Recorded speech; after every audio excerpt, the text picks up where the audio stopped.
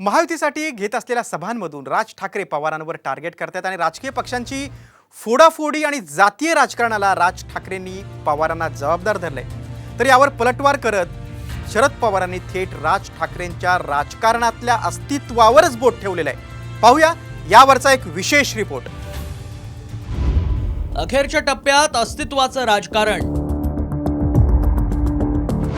सभांमधून राज ठाकरेंचं टार्गेट पवार। पहिल्यांदा या महाराष्ट्रामध्ये अशा प्रकारचं फोडाफोडीचं राजकारण पहिलं जे सुरू झालं हे शरद पवार साहेबांनी सुरुवात केली या गोष्टींची। राज ठाकरेंचं स्थान काय, पवारांचा प्रहार। राज ठाकरे महाराष्ट्राच्या राजकारणात त्यांचं नक्की काय स्थान आहे मला माहिती। मोदींसाठी महायुतीला बिनशर्त पाठिंबा जाहीर केल्यानंतर राज ठाकरे आपल्या जाहीर प्रचार सभांमधून मवियाच्या नेत्यांवर जोरदार हल्ले चढवत आहेत।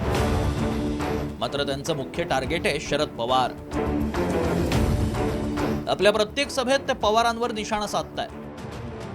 शिवसेना आणि राष्ट्रवादी या दोन पक्षांमध्ये आता फूट पडलेली असली तरी फोडाफोडीच्या राजकारणाला महाराष्ट्रात शरद पवारांनीच सुरुवात केल्याचा आरोप राज ठाकरेंनी ठाण्यातल्या सभेत केला। पहिल्यांदा या महाराष्ट्रामध्ये अशा प्रकारचं फोडाफोडीचं राजकारण पहिलं जे सुरू झालं हे शरद पवार साहेबांनी सुरुवात केली या गोष्टींची।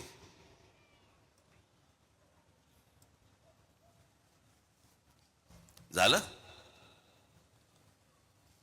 मग 1991 पुन्हा या शरद पवारांनी छगन भुजबळांना फितवून बाळासाहेबांची पुन्हा शिवसेना फोडायला लावली। राज ठाकरे एवढ्यावरच थांबले नाहीत तर त्यांनी पुण्यातल्या सभेत शरद पवारांना डिवचण्यासाठी जातीच्या राजकारणावरून अजित पवारांवर स्तुतिसुमनं उधळली आणि जातीपातीच्या राजकारणाला पुन्हा पवारांनाच जबाबदार धरलं। अजित पवार या माणसाने कधी जातीपातीचं राजकारण नाही केलं। मी आजपर्यंत सगळ्या गोष्टी पाहत आलो त्यांच्या, पण एका गोष्टी बाबतीत शरद पवार साहेबांबरोबर राहून पण त्यांनी कधी जातीपातीचं राजकारण केल्याचं आजपर्यंत मला आठवत नाही।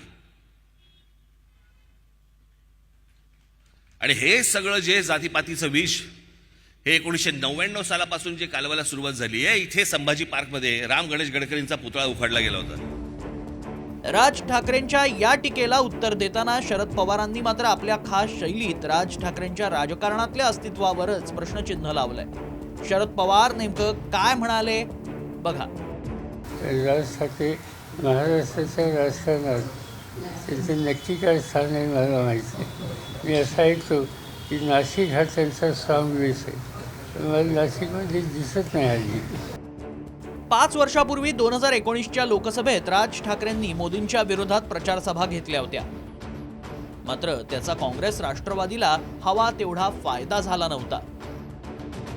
आता राज ठाकरे मोदींच्या समर्थनात सभा घेतायत, त्यामुळे मवियाला या सभांमुळे किती नुकसान होणार हे निकालानंतरच स्पष्ट होईल।